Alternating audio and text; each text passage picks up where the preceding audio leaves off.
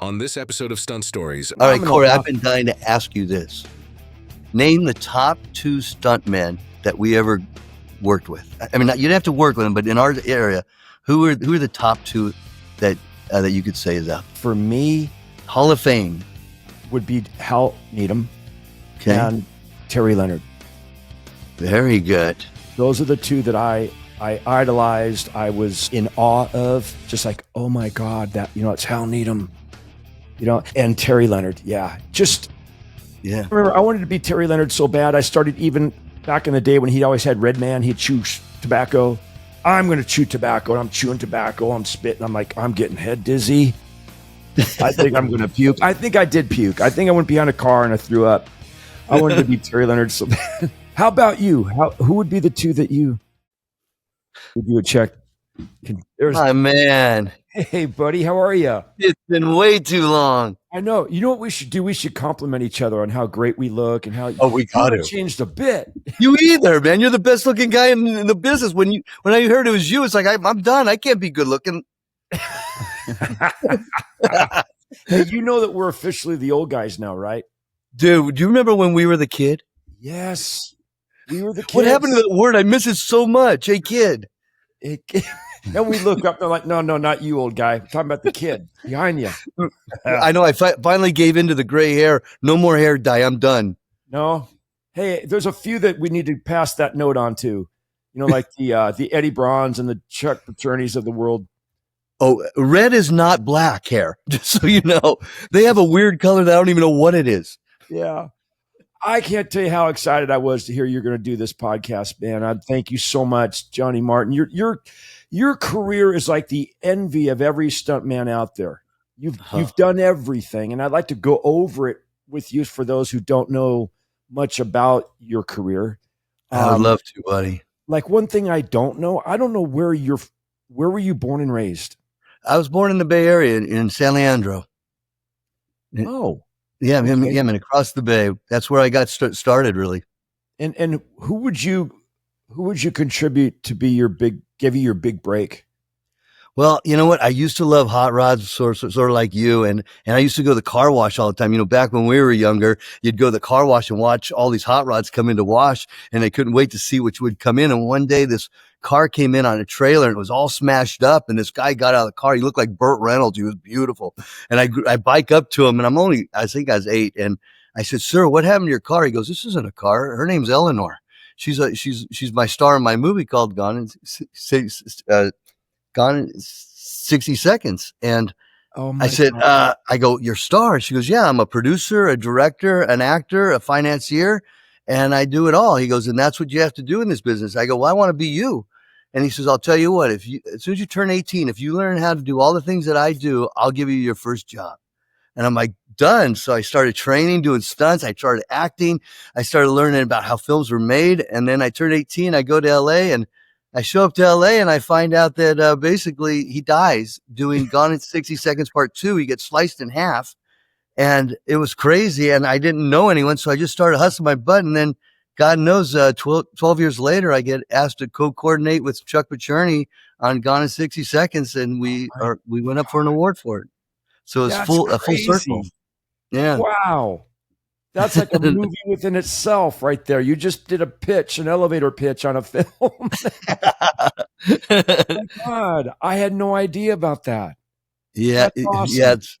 It's funny. I'm trying to buy his life rights now. HB Halicki, the owner. So me and his ex-wife are really close friends still. Let's kind of step through your stunt career before we get into your directing and producing and everything. So did you mostly work around the Paternis, or who? Because you and I'd always hear about you, but we never really crossed paths on set that many times. Yeah. Well, I always had this thing where it's like, okay, I picked my 5 favorite movies. And when I started hustling, I said, okay, I'm going to go out and find the 5 guys that coordinate these movies. And that's who I want to be with. And so all the guys would go out and hustle during the day, and I would sleep during the day and wake up at 8 and sleep and work all night so I could hustle all the sets where no one was out there and try to get to know everyone. Because by the time I got out there, everyone was bored to talk with each other. So I just started meeting everyone from there. And then that's when I met Charlie Paterni. and I snuck into an interview with him, which was a crazy way I met him.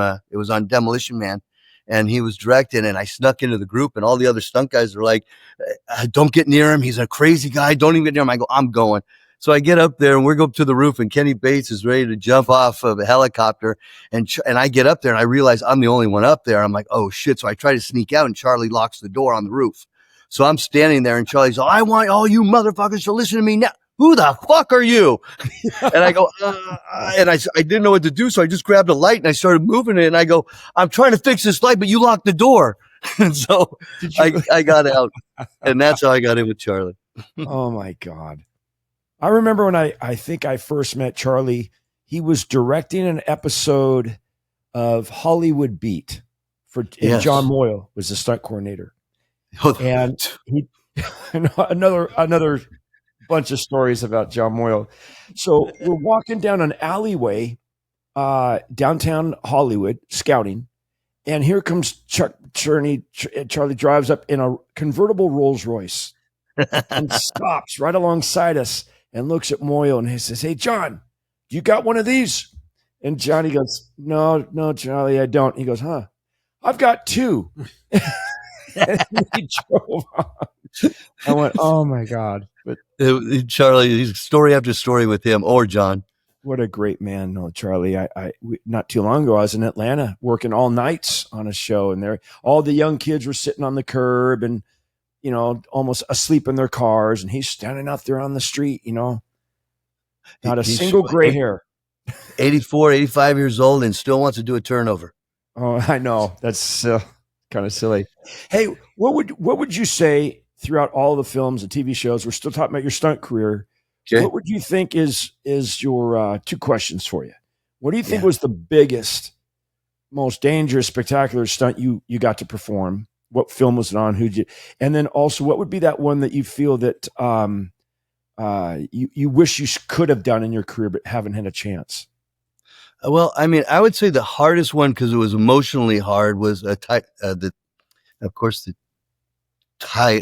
Titanic, because we were put there with all kinds of stuntmen from all around the world, and we all individualized going down the poop deck. So there was like sections for US, for English, for South African, for all the stuntmen going down, and it became a war.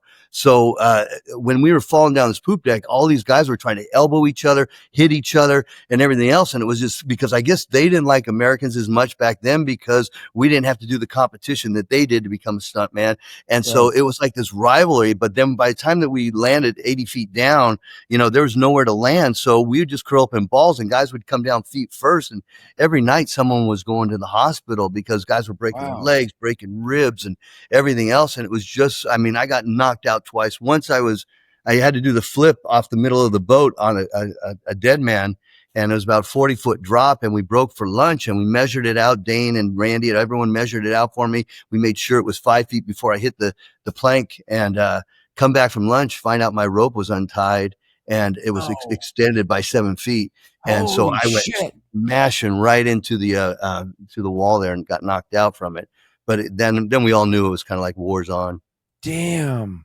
That's unheard of. Yeah, it was a crazy movie. But when you do that movie, you really felt like you were part of a sinking ship. You really did. It was scary. Who was the stunt coordinator on that? Simon Crane. Simon Crane. Yeah. Yeah, I've heard horror stories about that film. Then when the boat starts to sink and it raised up, that's the scene you're talking about, right? Yeah. Damn it. Yeah, it was, we were all scared every day. It was not one of those shows where we could just have fun. And it was like all these things that we knew that someone was going to get hurt that next day. And it was, when we tested the poop deck, it broke when it was up and extended over. So we were on these small cables hanging for over 2.5 hours, and everyone was scared to death. There was silence of 100 people on this, just hanging by one little wire that high up because they couldn't free the poop deck from coming down. Oh my God. I'm so glad I didn't get a phone call to work on that movie. I'm blown away you didn't, because all I know is that every show I worked on, Corey was going to be there. So is there still something on your bucket list that you still wish you could do? Because you're not 25 anymore. I know that. No. We're not in our 20s. But is there something you still wish you could do? Yeah, you know what? I was very fortunate to be able to do everything in the business, but I really was a part of car work, and I still have never done a Canon. And that is something that I was so jealous of. And then, of course, you get on the set and you're wondering, who's going to get picked. And then all of a sudden, Corey Eubanks' name's down. All these other guys. It's like, well, you don't have a chance. Eddie Braun. It's like, these guys were, known for it. So it's like, why? And even when I had my shows and I was coordinating, I would get, I would think, do I want to do it here? And I'm like, Johnny, give it to the guy who's best fitted for it and make sure you give it to the right guy. So I knew that I probably wasn't the right guy, even though I wanted to do it. So one of these days, you're going to be like Charlie Pacerni. You'll be 78. They'll be like, okay, you're doing the Canon. Like, I have to, you know what? I still do stunts ever so often. Thank God I got guys like Tier Turner and Eric Norris that get me out there, and they know that I still want to do something to scare me. I just miss being scared, man. And that's one thing that's hard when we get older is that, you don't realize how much you miss the emotion and you do the job. Yeah, that adrenaline rush you get is something. Yeah, that else, one man. feeling one more time, Yeah. Or, hey, we got to do this and we can't rehearse it. And you're like, yeah. Oh, okay. We've never done this before, but we're just going to go for it. Yeah, you're going to do fine.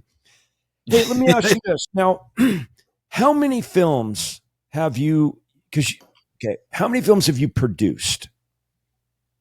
23. Holy smokes. How many of those films did you direct? I've directed 6 films now. And didn't you just recently do one? Yeah, I got one that just came out called Off the Grid with Josh Duhamel that we did out in Mississippi. That was fun. Dude, tell me about it. This is when does it come out? And it's out on pay-per-view right now. Went out in theaters for a little while, so it should be hitting the streamers soon. But the thing about directing is very hard. Is that it's not like we are in stunts where we get a job in the following month. I mean, for me to gear up a movie, find the script, option it, start packaging it, raising the financing, make sure the package is right. It's a good year and a half per process just to get the green light. So it's definitely a lot of time goes by. It's frozen up. We have technical difficulties. We're having technical difficulties. Can you freeze up, buddy? He's back with us. We're back there with you. you. Are, man. There you are. Sorry, John. We're Amen. out in the country Amen. here, and I think a bird flew over our house, and so the internet went down. Some cow poked his head in the window. Nobody moved. No one moves. No one moves. Wait. I don't know where we lost him. Let's go back. Skyler, what do you think we... Yeah, we're talking about the movies that Off the Grid, working with Josh Duhamel. Yes, and you said it just came out on pay-per-view. Yes. That's where we lost you, John. I'm sorry.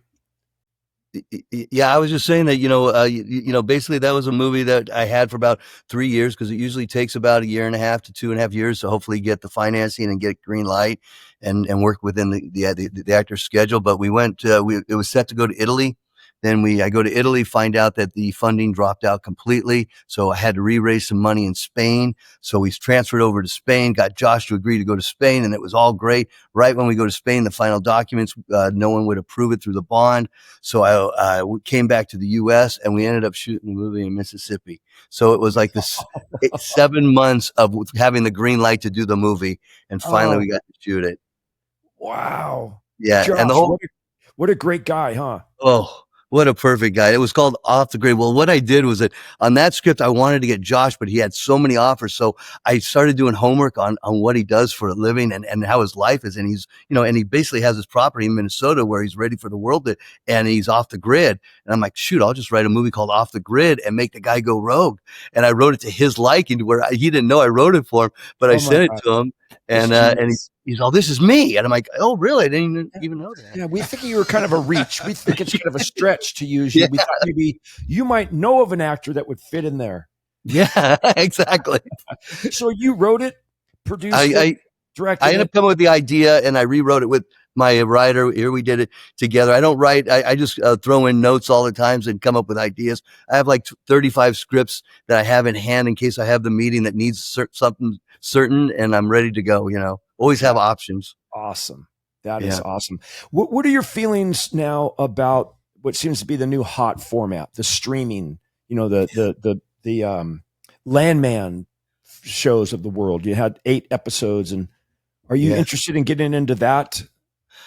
You know what? I always tell everyone's like, well, why don't you get into TV? And I go, well, TV is like being a plumber and the movie industry is like being an engineer. It's like two different companies that no one wants to hire. And if you're not in TV now, it's going to be really hard to get into. You know, it's a real struggle. And unfortunately, what these streamers are doing are knocking off the independent film market completely. I mean, like right now, there's like 62 green light names, and maybe if we're lucky, 10 of them will come to the independent film market because we don't pay, we pay a little bit more, but we don't have a back end because we sell out the movie outright. So basically that allows all these actors say, well, I'll stay with streamers and get paid double and get the back end. So it's really demolishing independent films. Wow. Now, back in the day, back in the early mid 90s, I would go out on a weekend, like 3 weekends, and shoot little scenes and edit them together into a sizzle reel. And I gave it to a guy named George Chemie at PM Entertainment, and he'd go and do foreign sales. And is that what you do to get your funding, or how do you go? You just already have a reputation and you know you can do it based on the script and the name? Yeah, well, I mean, what I did was in the year 2000, I started my company. I started realizing that stuntmen are satisfied by getting $100 raise through SAG a year. And I've realized that doing a stair fall and all these stunts you're getting paid less as a stunt adjustment in that time than you did 15 years ago. How are we not making more money? And I'm like, well, I could see this movies business started to die. When the tax incentive started, I realized, oh shit, we're all in trouble because they're going to start going around the world and LA is not going to happen. Thank God I saw that writing. And then that's when I just started. I went to Avi Lerner and I said, so what do you do your sci-fi movies for? And he says, I do them for 1.8 million in Bulgaria. And I said, I'll tell you what, I'll do one in LA with the stars for 300K. He goes, you can't do it. So I called up Casper and Rooker and I told him to call up Avi and tell him that I could do it. And Avi says, all right, I'll give you, I said, Avi, what do you have to lose? If I screw up, you could go back to Bulgaria and fix it for 200,000 and you're still under budget. So he goes, okay. So we did it and it was a sci-fi movie of the year. He said, do it one more time, but do it for 600,000. I'm like, all right. So I did it again. I won sci-fi movie of the year the following year. And then that's when I stopped. I said, I don't want to do anymore. I'm done with that. I'm going into the next part of my career. And I said, but can I learn from you? And he let me sit behind his chair for about 5 months and taught me about sales, taught me about distribution, taught me about everything. And so then I knew how to package movies after I left him. I knew exactly what every film was worth and how to give a budget. He has this theory that when you make a movie, if you add up the tax credit, the foreign sales estimates and the MG from domestic and minus it by $1 million, you will guarantee to make $1 million on every movie. And that way there you hit base hits. You never go for doubles or triples. You go for that base hit and you can make multiple movies. And that's no matter what anyone does, when they give me a script and a budget, I say, don't give me a budget. It's not your job to tell me what you think you need. It's my job to tell you what your film is worth. Wow. Yeah. Man, I have much respect for you because I tried that business for a while. I was, it's funny. I at that PM Entertainment. Did you know those guys? Pep and Mireille, yeah. Pep and yeah. I did a little movie I wrote and I starred in it. I played the lead because I saw it. Did you? Forced to go? Yeah. I saw it. It was great. I thought you were great. It was a I thought you always should have been a movie star, though. With real people. But I had Michael Ironside, which meant something, right? He was the foreign draw. Yeah. I was in the office with them going over the foreign sales that we were getting. And at the time, the movie just came out called Free Willy. And I remember George Chemie saying to Rick and Joseph, he goes, we need to make a movie about a small boy and a big animal. I said, hey, you got to see if Bigfoot's available. I hear he's pretty popular. Oh, Cody, do you have a Bigfoot movie idea? I said, I'm kind of working on a story right now. Yeah. From that second, I started to work on a story, right?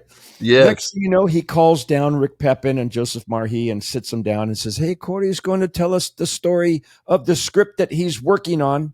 Nah, he kind of stretched the truth a little bit. That we're going to do after we finish this movie. So they hadn't even heard the pitch, and they're already saying we're going to do this film, a Bigfoot movie. So I pull this story out of my ass, Johnny. Okay, there's this small boy and Bigfoot. And I went into this story. I left there with a start date of June 15th, which was 7 weeks later. Yeah. Didn't have a script. Went to Rance Howard, Ron Howard's dad, who was my writing partner. And I said, Rance, don't laugh. This is what happened.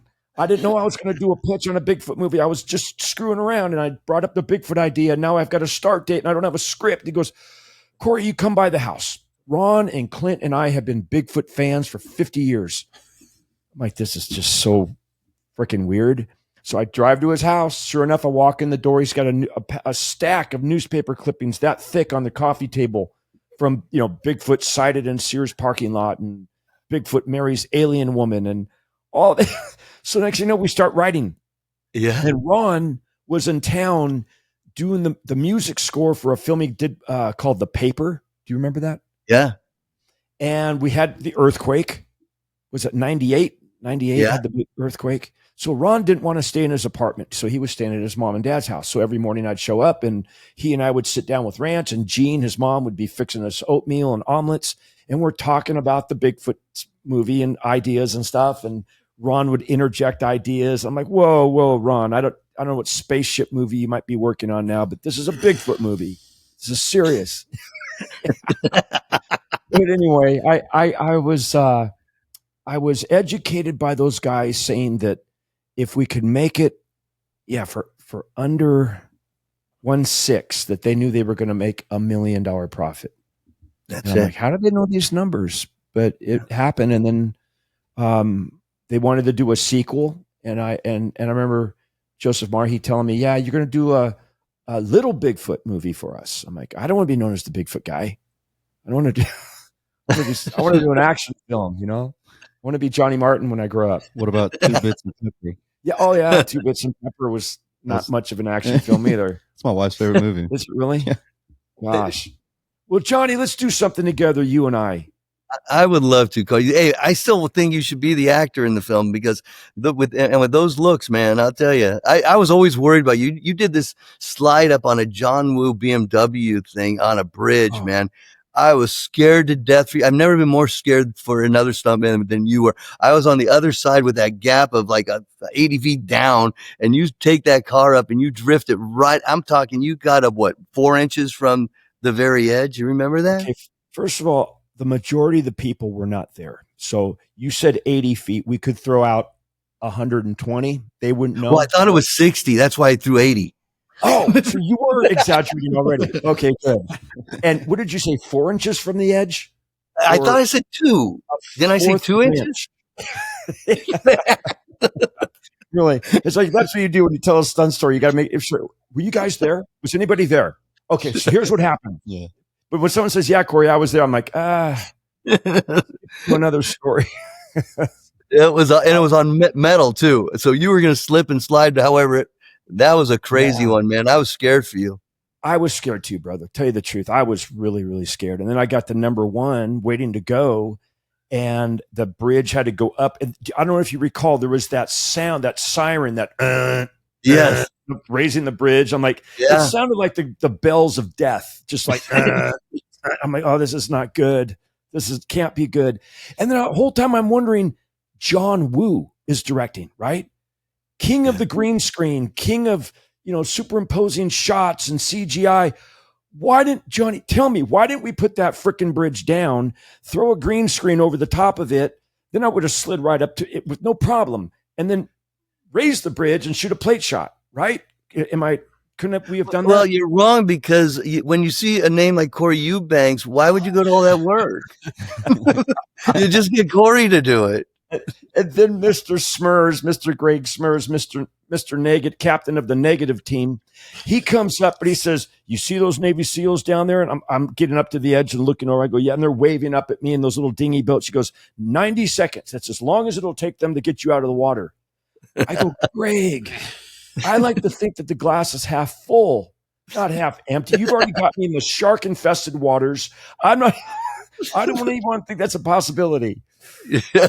But what was great about being Corey is that you got to do the big gigs and you always got wrapped early, which sucked because you do your stunt and get to leave. And I'm like, what? Yeah. Just sneak out of there, make a big mess, and then leave with no responsibilities behind you. Absolutely. Oh, gosh. Good Hey, time. you know what's it's scary is we're starting to lose our peers, man. I just Man, lost my in-law, Steve Holiday. I know. I You know? just heard about that. We lost Lane a little while ago. Yeah, All Lane these Levitt. guys. Yeah, I think Lane Levitt was like the Elon Musk of the stunt community. he sure was. Super, super smart. You know what? I wish I would have listened to him more, but he wrote so much and so long that I'm like, okay, I can't do this. And I wish I would have taken the time to really read and hear everything he had to say, because he was really a genius for us. I did a stunt stories with him one time out at the Fast House in Santa Clarita.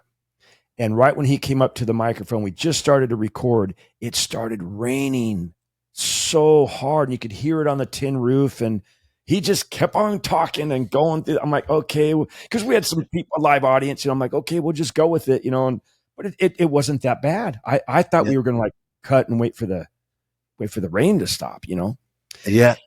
Wouldn't you say that as a stunt man, coming up in the stunt industry, I think I'm going to be braggadocious about both you and I. I think we make the best directors and or producers because of what we do. We work with every capacity on the production, except maybe not the music composer. Yeah. I mean, but we're privy to what everybody does: makeup, hair, wardrobe, special effects, the transportation guys, the picture car, everything.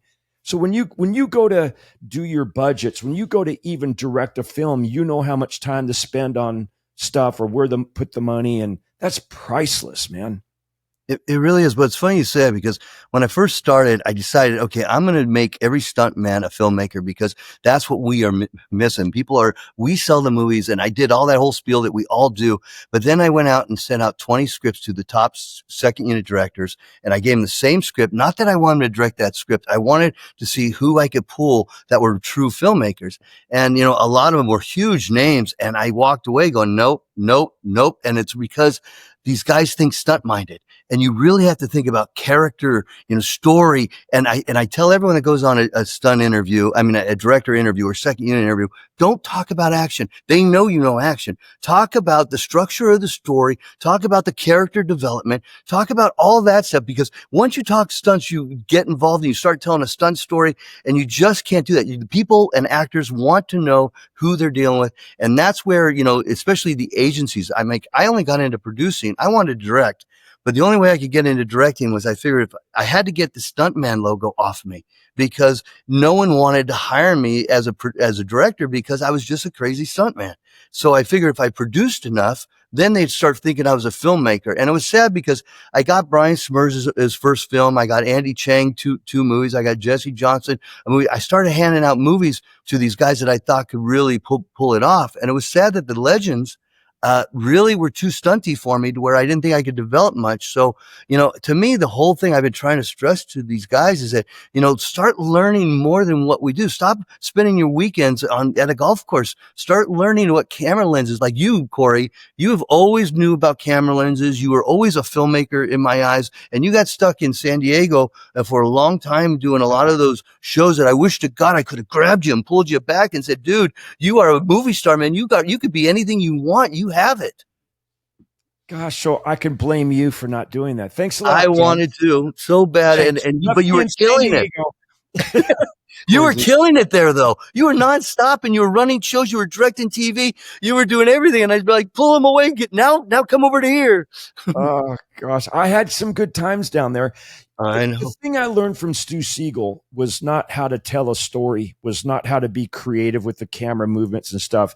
I got a reputation for being fast, and I would never shoot like a master. I would never shoot if it's a 3-page scene and it falls apart in the middle. I'm like, that's okay. Script, just feed them a line. Okay, take it from there, and we'd go on.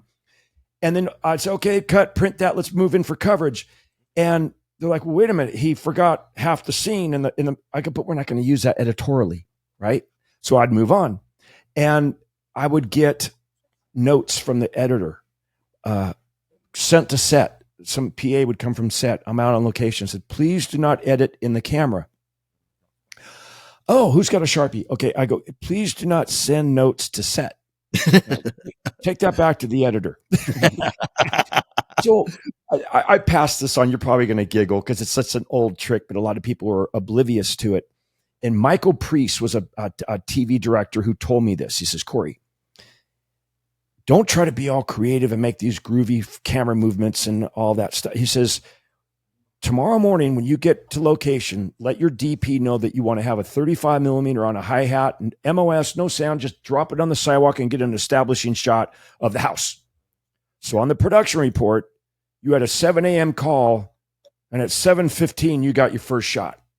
That's what they're going to look at. He goes, and then throw on a 50 or a 75 and do another. That's another camera setup. So I was doing these days and making 35, 40 camera setups and finishing with under 10 hours. And every other director was going 12, 13, 14 hours. So Stu was saving on the overtime and we're getting all the coverage. And that's kind of the reputation I got, was for just being fast on telling a TV show. Right. But I got stuck in that world down there. Well, it was easy to, because it was nonstop, and you were doing everything you wanted to do. You were directing, you were doing everything you wanted to do. Pick and choose your own stunts. It was awesome for you guys out there. Probably one of the funnest, and I don't want to talk about me anymore after this. Oh, but please. I just want to. You're a Sugar Ray Leonard fan, aren't you? Oh, of course. Yeah. There was an episode of Renegade I directed, and Stu didn't tell me who the co-star was. And I show up at set in the morning, go up to the caterer to get a breakfast burrito, and I see this dude. I'm like, damn, that looks just like Ray Leonard. What would he be doing here in San Diego? And so I get closer to him. I'm like, that's him. That's Ray Leonard. So finally I walk by him. I goes, hey, how you doing this morning? He goes, good, man. How are you? I go, aren't you Sugar Ray Leonard? He goes, yeah, I am. I go, what are you doing down here? He goes, well, I'm playing a part on this show. You are? He goes, yeah. I go, I'm Corey Ebanks. He goes, what are you doing? I go, I'm directing the show. So that's how I met Sugar Ray Leonard. Got to hang out with him and ask him, what were you thinking when you fought Roberto Duran on the front? You went toe to toe with him. What were you doing? Dude, that's it. The same thing happened to me with Burt Reynolds. I told Avi after 8 movies produced, and I said, I'll do another one, but the deal is you have to hire Burt Reynolds. He was my idol my whole life. I just wanted to hire Burt one time. So he goes, fine. And then Burt wanted some outrageous $200,000 for 2 days. So I said, I'll put some of the money in, Avi. I'll do whatever. I just want to have my Burt Reynolds moment. And Burt Reynolds and I got him on there, and we hung out all night long. He ordered a case of beer. We were up in his penthouse, and he got all his beer out, and he goes, let's talk. And we talked for 11 hours, didn't sleep that whole night, and only drank a half a beer the whole night. We never drank more than a whole bit. And he told me every story in the world. Then it was one of those historical moments when I got him on his jet, and he turned around, he signed his cowboy hat, and he said, hey, kid. It was like a Mean Joe Green commercial, and I got the signed great hat from Burt. I never got to meet that man. Oh, God. He was a living legend. And loved stuntman. He knew every stuntman, talked about every stuntman. He just loved stuntmen.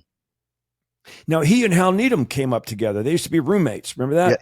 Yeah, without Burt, Hal would not have had the career. I mean, Hal, they did not want Hal to have job. They thought he was crazy. And Burt said, I won't do the movie without Hal.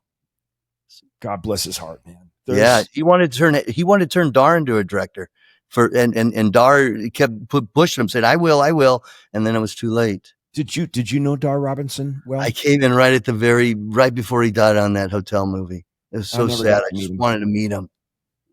Yeah. Who, if they turned around and said, tomorrow, we're going to greenlight whatever you come up with, Johnny Martin, whatever you want to do, what film would you do and who would you have star in it? Well, I mean, because I got to direct Al Pacino, and working with Al, I'd learned so much, and me and him still talk every 2 weeks.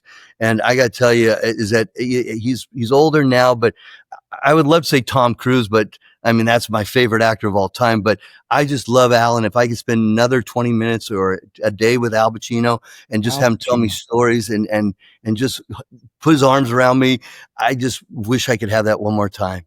Hey, Dave has a question for you. Yes. Dave. Come on, Dave. Come on, Dave. Spit it out. What is it you want to know? I don't have a question.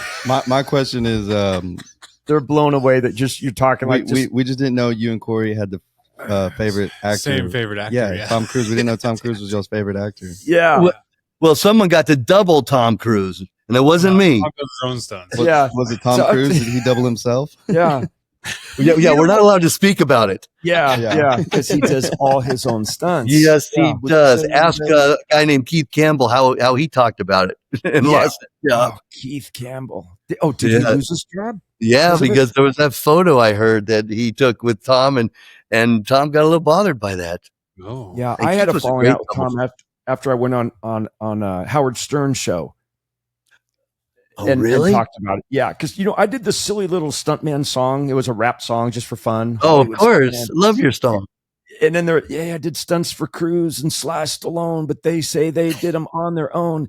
So somehow Howard Stern heard about it, so they had me on the show, and they wanted to know, how would you claim that you did stunts for Tom Cruise? Robin, his co-host, right? And she's like, Yeah. when we all know that he does all his own stunts, Corey, are you saying that Tom's a liar? I go, well, Robin, I'm saying he is whatever that word that you want to use, that you want to insert, that means that someone's not telling the truth. Liar, fibber, bullshit. I don't know. Whatever you want to insert there, that's what I'm saying he is, because he doesn't do all of his own stunts. I think Buddy Joe Hooker did his first stunt for him on the Top Gun, original Top Gun. And yeah, we had Keith Campbell, we have Jimmy Roberts, you have Casey O'Neill, this cocky Corey Eubanks guy. There's a lot of guys who have done stunts for Tom Cruise. And Johnny, I think you of all people would admit, if he had just stepped into the stunt career, he would have been one of the best. He really, there's no one trains harder than Tom. His athleticism is off the charts, his courage, his everything. But I was brought up, you give credit where credit is due. Yeah. Right. And that's the only problem that I have. It's like, why can't everybody be like Keanu Reeves or Brad Pitt, where they praise their stunt, the whole production, Yeah. Yeah. He's the last of the movie stars, though. I mean, you won't see a movie star, I don't think, again in this industry other than like Tom. Let me ask you this. Yeah. Who would you say did most of their own stunts between Tom Cruise and Jackie Chan? Oh, Jackie.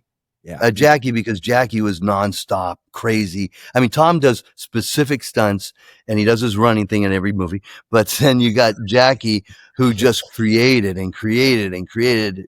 And then, I mean, Tom never broke every bone in his body like Jackie. Yeah. I remember on Rush Hour 1, we're scouting locations with Terry Leonard and Jackie Chan, and Leonard, Jackie was there, and he's like, yeah, well, maybe we could put some handholds or something and have Jackie's double run up climb up this tree and jump onto that building. Bam! Jackie Chan went and did it. Up the tree, jumped up onto the building. Leonard's like, no, get some pads underneath them. It's like, I'm not having a double do that. I'll do it myself. All right, Corey, I've been dying to ask you this.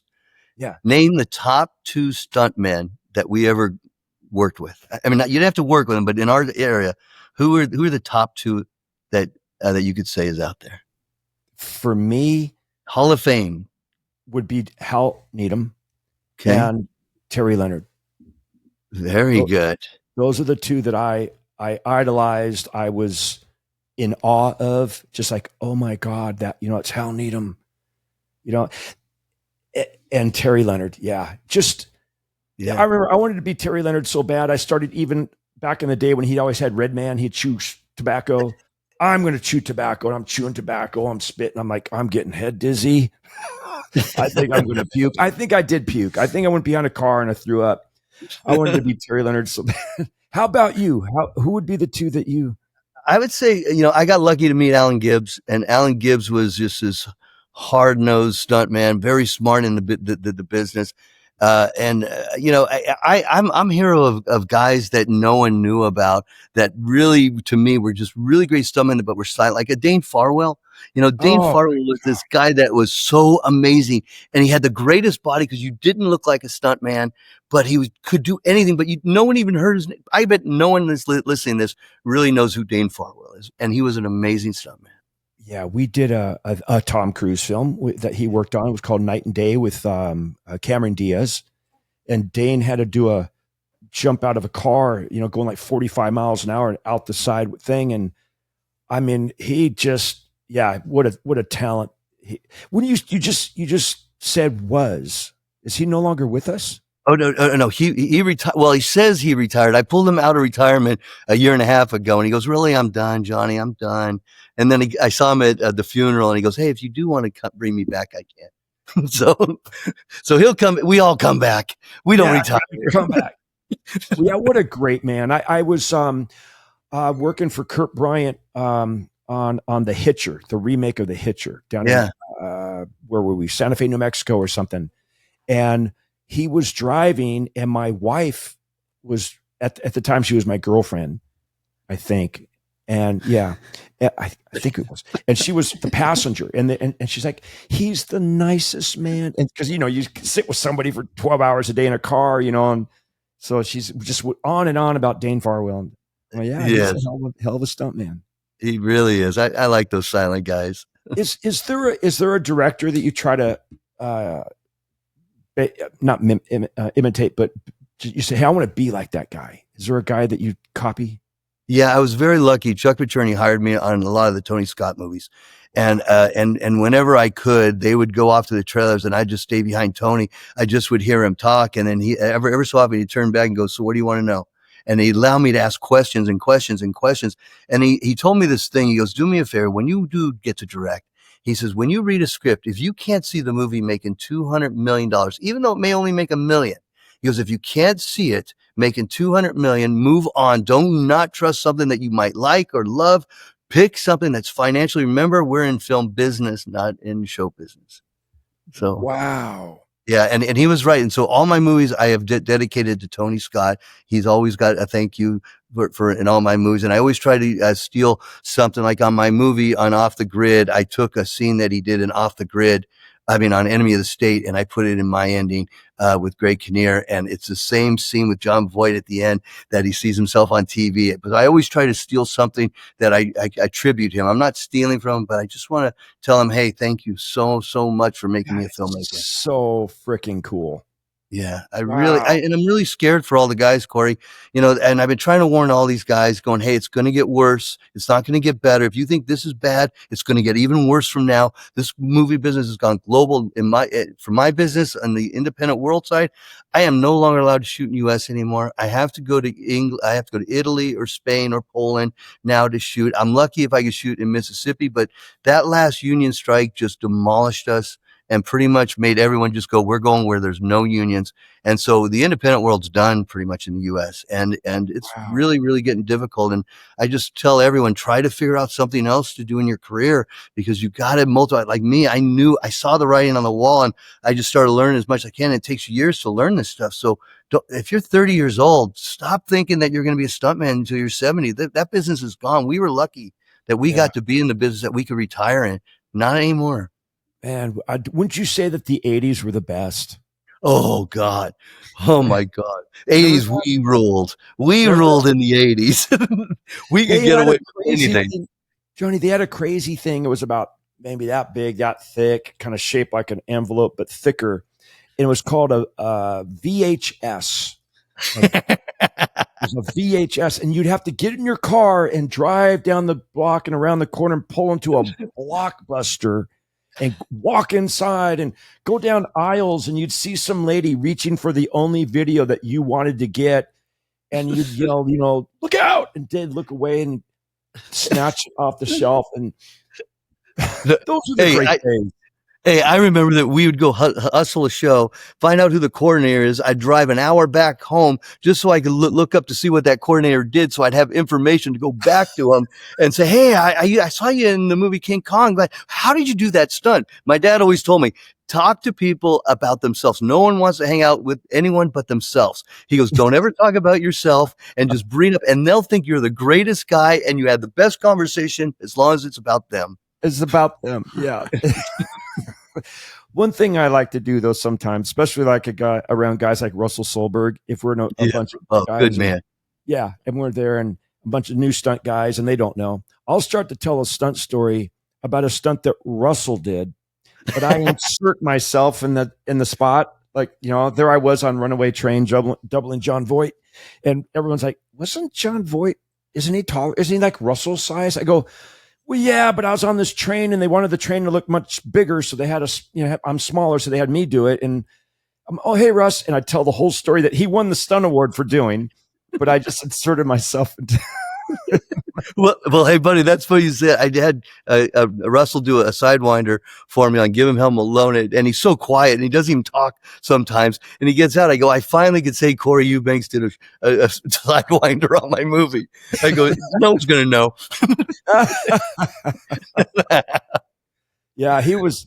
Russell directed my first film that is called Payback. I wrote a film that I actually starred in. Hang on one sec. I'm sorry. Who let the dogs out? That's my daughter, Who? Tanner Jade. Tyler Ann.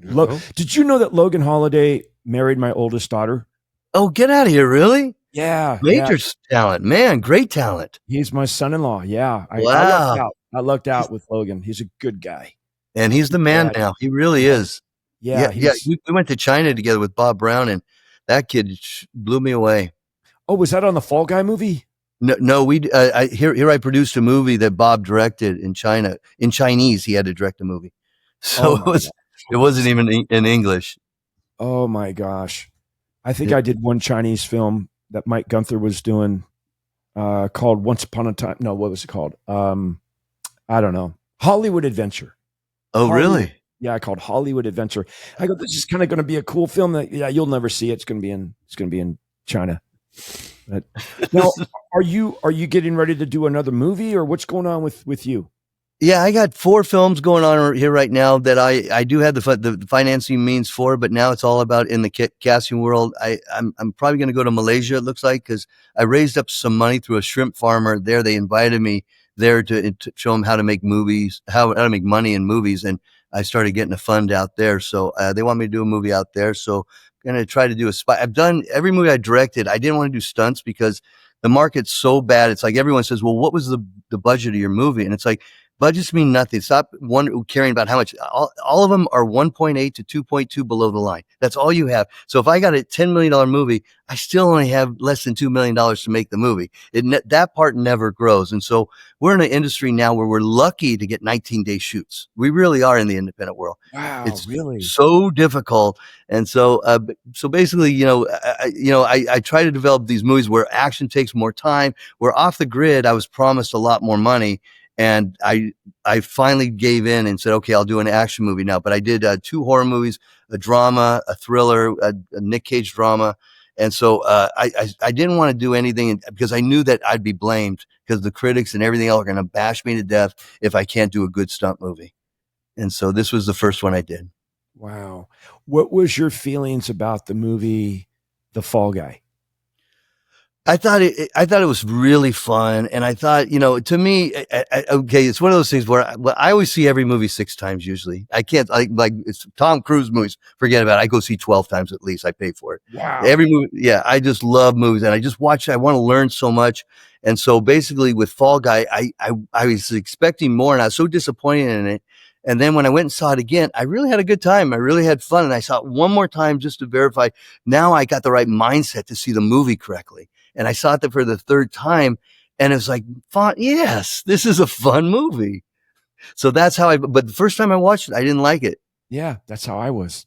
First time I saw it, I'm like, I guess also maybe my ego got a little offended because it portrayed a stunt guy that's no longer doing stunts. So he's a valet guy, parking car. Oh, that's all we could do. We can, And then I found it a little unrealistic. Maybe you've experienced on set, but I've never seen a director and a stunt guy have a private, intimate conversation with bullhorns across the set. So, Yeah. I thought that was a little odd. I don't know. I'm like, I've been around for a while, but I've never seen that. Yeah.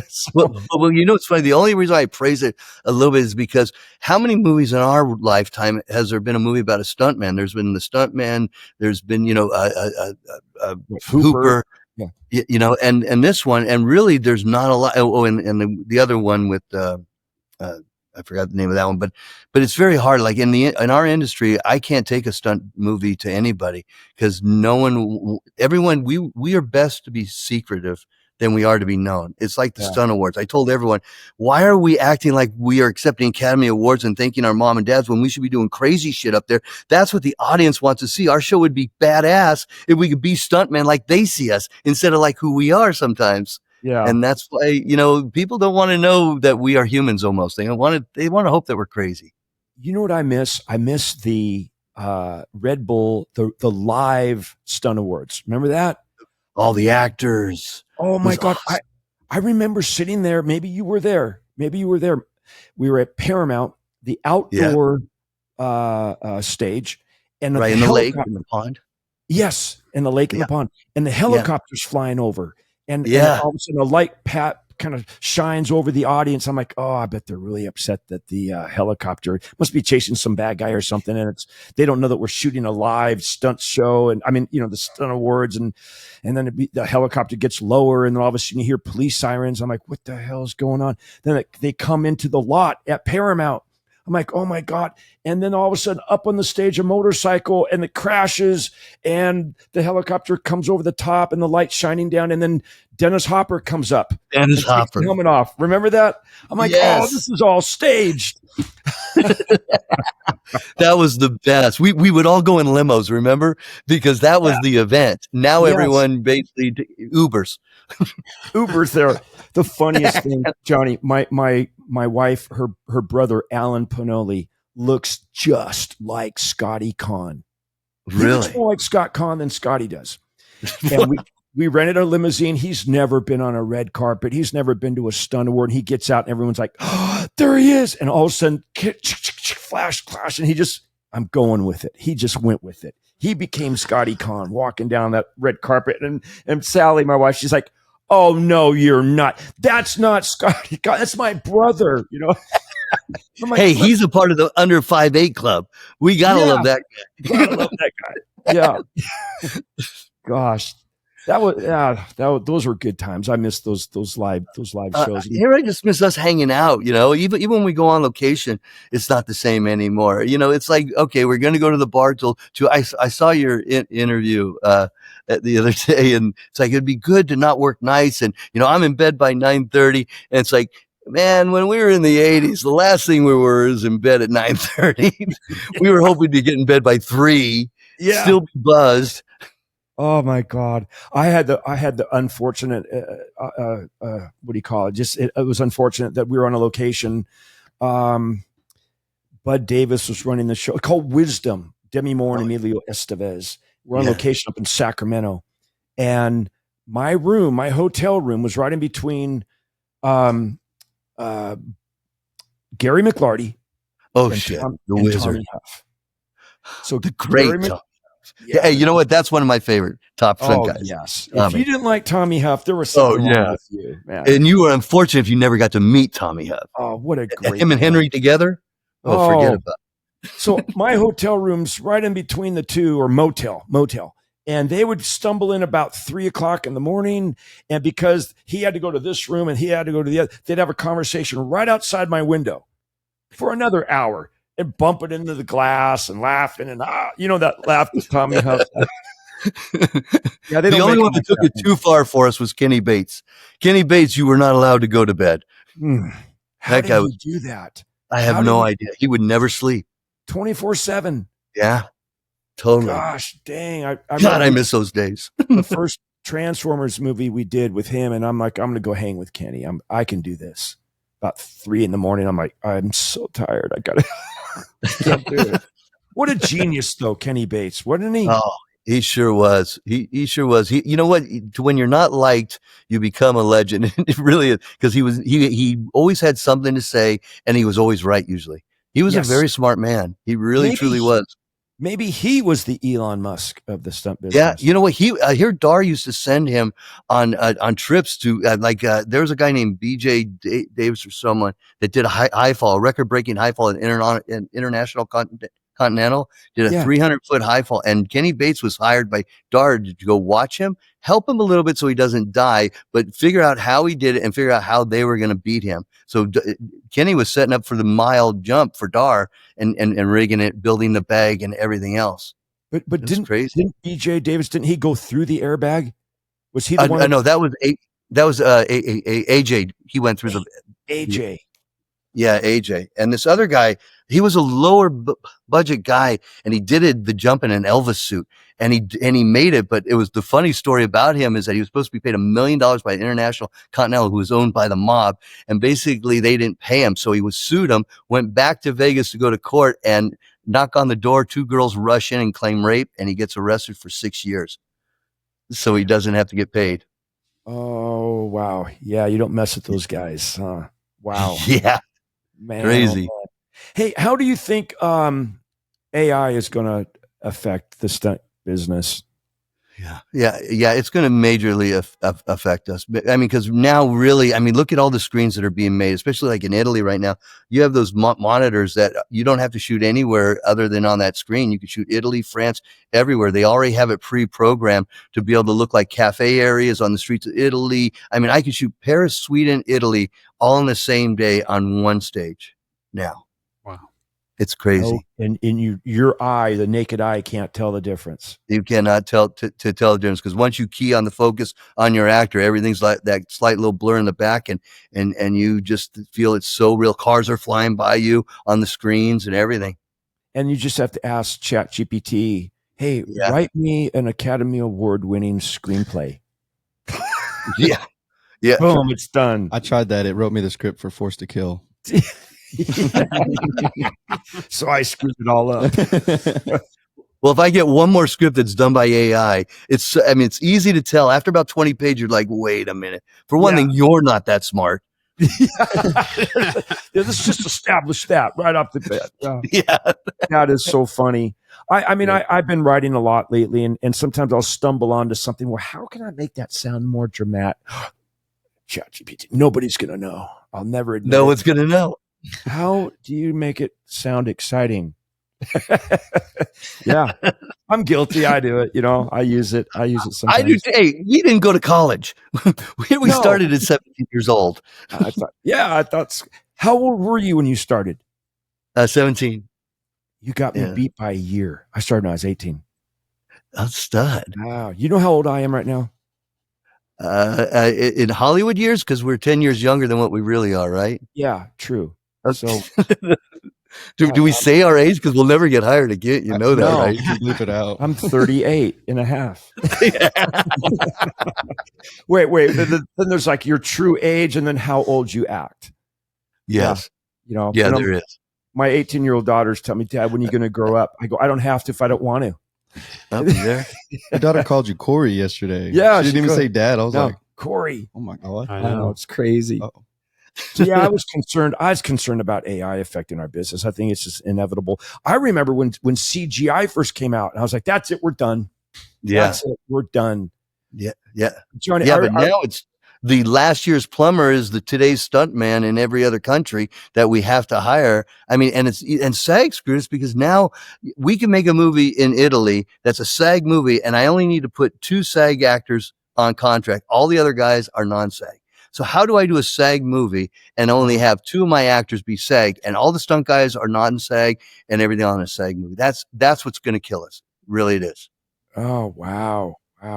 That's what's scary. Get ready, guys. I'm telling you, it's going to get worse. We got to start creating our own. There's ways that you can make movies. I go to Unlimited. I went to Association, and I went to everyone. I said, guys, there's no much things as groups anymore. You should start production companies. Call yourself Stunts Unlimited Productions and start developing films and getting it out there that you're a filmmaker, instead of worrying about 20 guys hanging out together bitching about each other.